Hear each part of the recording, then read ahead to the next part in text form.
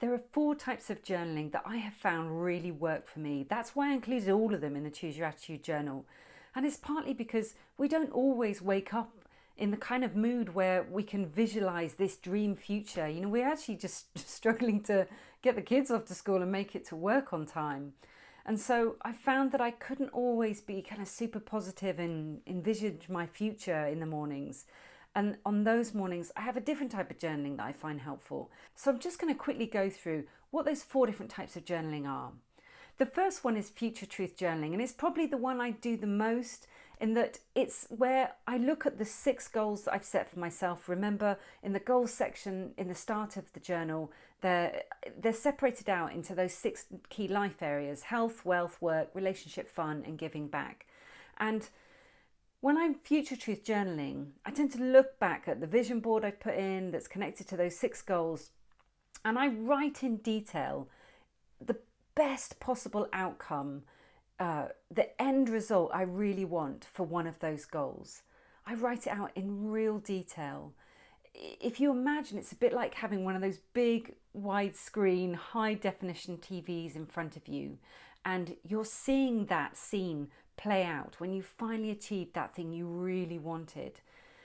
That's what's playing on the big screen, and then I'm writing that down into a journal. For me, it's about living it from all 5 senses: the sounds, the smell, who's there, what they're saying, what I'm wearing, how it felt in that moment. And what we know from when they do fMRI brain imaging scans, visualization works. It's why athletes use it. But when it really works more powerfully, when the brain lights up more, when the neuroconnections light up, it's when we add a layer of emotion on top of that visualization. So it's not just imagining the moment, it's imagining what it's going to feel to be in that moment that really makes the difference. And so I'm writing that out in real detail. It could be about anything. It might be about a particular moment I would love to happen on the next family holiday we're going on, or it might be about, the next client I'm trying to win. It can be about anything that you're focused on that you want to achieve. The second type of journaling that I also do the most is called future truth statements, and it's basically a kind of bullet point sentences that summarize all the goals that I'm currently working towards. And I will write the same thing over and over again. I don't even take them off the list until I've achieved it. So some of them have been on there for quite a few years. Like, I'm a number 1 in the non-fiction charts in the Amazon bestseller list. Like, that goal is going to take some time. But unless I keep reinforcing it, unless I keep training my subconscious mind that that's what I'm trying to achieve, then we stop noticing all those wonderful coincidences that help us to achieve those goals. And so I just really quickly write. I let my hand just kind of go into overdrive and writing quite often similar statements over and over again, just reinforcing to my brain, these are the things that I really want to achieve. And I often resort to the future truth statements when I'm actually really short of time as well, because I find that's the quickest way I can journal. The third type of journaling I call cathartic journaling. Cathartic is something that it just makes us feel better. And this is where I do like a brain dump onto the page. I vomit onto the page everything that I'm worrying about. I often write about, something I'm stressed about. It's on those mornings where I don't wake up feeling like full of the joys of spring and wanting to visualize a wonderful future. It's those days where actually something's really bothering me, something's playing on my mind and I just can't see a way forwards. Or something's hurt and I can't seem to move beyond it. I keep, when you play it over and over again, like some kind of cracked record, you just keep repeating it. It's not helping you. Sometimes I just need to get that stuff out of my head and onto a page. And then interesting, when I read back, the next day I might look back at it and read it.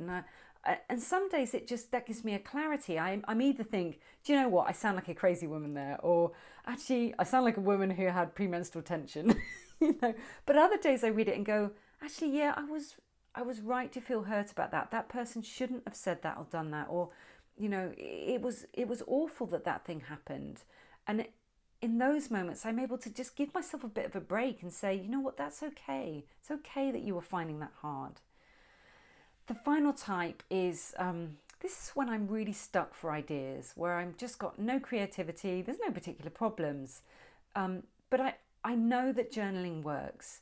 I wrote about a research study in the introduction of the journal, and it was about where they got some students to just journal for 3 days and write about an intensely positive experience. 3 months later, when they analysed that group of students against a control group, they found that they had less visits to the doctors, they had less illnesses, and they had improved positivity levels. I mean, that's incredible, isn't it? Like 3 months on from just journaling for 3 days in a row about an intensely positive experience.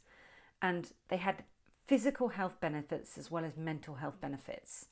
And so when I can't think of what else I want to write about, I just relive a positive moment. You know, it might be some funny thing the kids did on the weekend, or it might be a great night out I had with my girlfriends, or a special date night I had with my husband, or, you know, a great win I had at work where I'm like, yeah, you know, we did that, we got that done.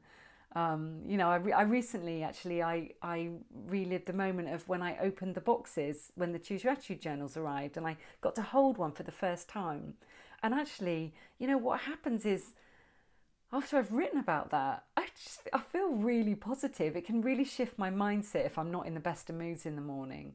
So those are the 4 different types of journaling that I have been using over the years, and I have found that journaling is the best way to train my subconscious brain to help me achieve my hopes and dreams. I hope you'll find the same too.